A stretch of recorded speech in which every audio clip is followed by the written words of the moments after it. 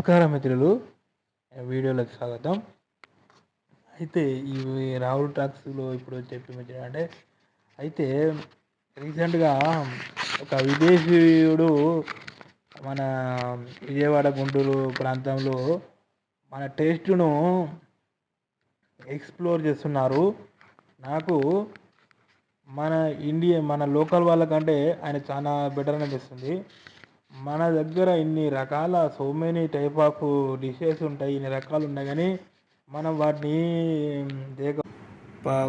మన వారేమో పిజ్జాలు బర్గర్లు అని ఆ రోతపిండి ఫ్రిడ్జ్లలో నెలలతో పడి ఉండే పిండి దానికి అలవాటు అయిపోతారు. కానీ వాళ్ళు వచ్చి మంచిగా చేస్తుంటే మన ముత్తాతల నాడు ఎంత మంచిది, అందులో జింజరు అల్లం వెల్లుల్లి తీరు స్పైసెస్ వేసి మనం మంచిగా ఆరోగ్యం కోసం మన వంటకాలు తీరు వంటకాలు మనం వెజిటేరియన్ల రకరకాలు, నాన్ వెజిటేరియన్ల రకరకాలు ఇన్ని ఉన్నాగా మెత్తడి తీయడి క్రీములు ఇవన్నీ తిని ఆరోగ్యాలు అంతా నాశనం చేసుకున్నాం. మెయిన్గా ఈ లేడీస్ మహిళలు మాత్రం మీకు పదే చెప్తున్నా,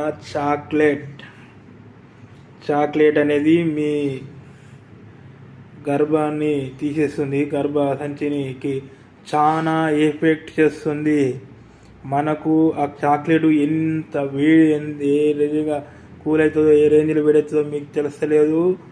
మహిళలు స్త్రీలు నేను మీ ఒక సోదరునిగా, ఒక తమ్మునిగా, ఒక బిడ్డగా చెప్తున్నా, ఒక స్నేహితునిగా చెప్తున్నా,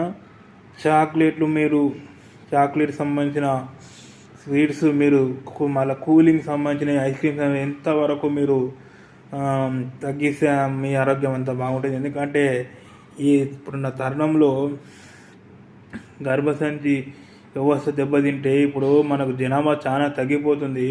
కాబట్టి ఇంట్లో స్వచ్ఛమైన మన ఆంధ్ర తెలంగాణ భారతదేశీయ వంటకాలు మీరు ఎంత తిన్నా మీకు ఉండదు. కాబట్టి చాక్లెటు ఈ కెమికల్ సంబంధించిన యాడెడ్ కెమికల్స్ వంటివి మనలో, కాబట్టి మీరు జాగ్రత్తగా మీ ఆరోగ్యం ఉండాలి.